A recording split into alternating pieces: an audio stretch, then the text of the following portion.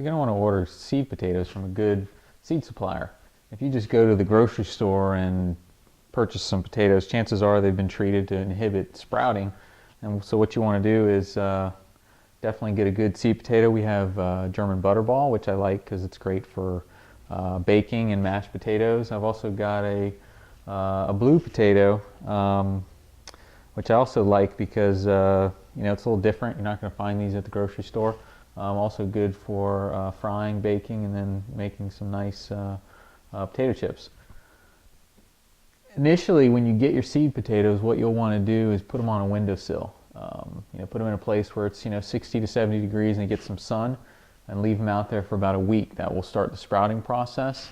Make the potatoes much less likely to rot in the ground.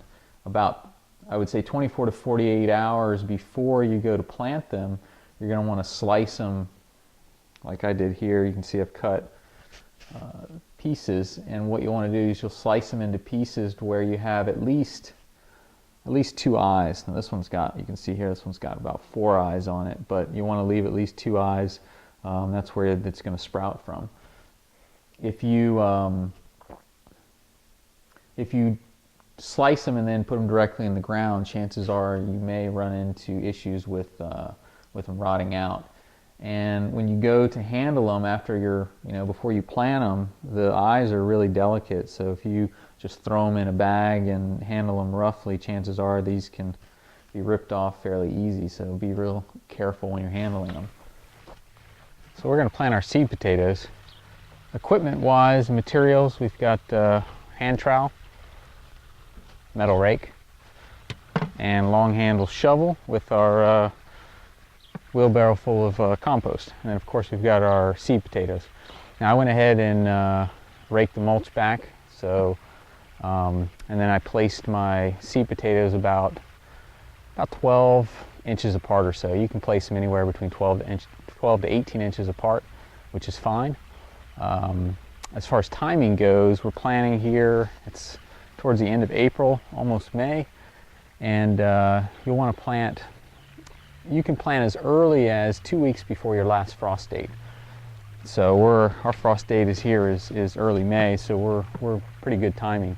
Now, if you have summers that are relatively mild, nothing in the 90s much, you can plant as late as mid-June if you want a real late season potato crop, that you want to store in your root cellar.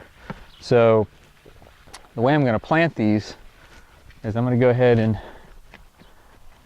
it usually ends up being 3 scoops of compost. Now your potatoes, they don't like lime, so you definitely don't want to lime before you plant your potatoes. They like peat and compost, but they'll grow in most soils. And for my mounds here, I'll take three medium-sized scoops of compost. Take my metal rake, make a nice little mound here. And what that allows me to do is I can plant. I've seen a couple different ways to plant your potatoes. Now, some people will make a trench about 6 inches deep and then place the potatoes in the trench and put the soil back. Now, I've tried that method, and every time my potatoes rot out in the ground. I've heard of other people that will just stick them on the surface of the soil and then just put a pretty heavy layer of leaf mulch or straw. Now the problem with that, of course, you can have your straw blow away, and your seed potatoes or your potatoes would be more likely to get exposed to the sun.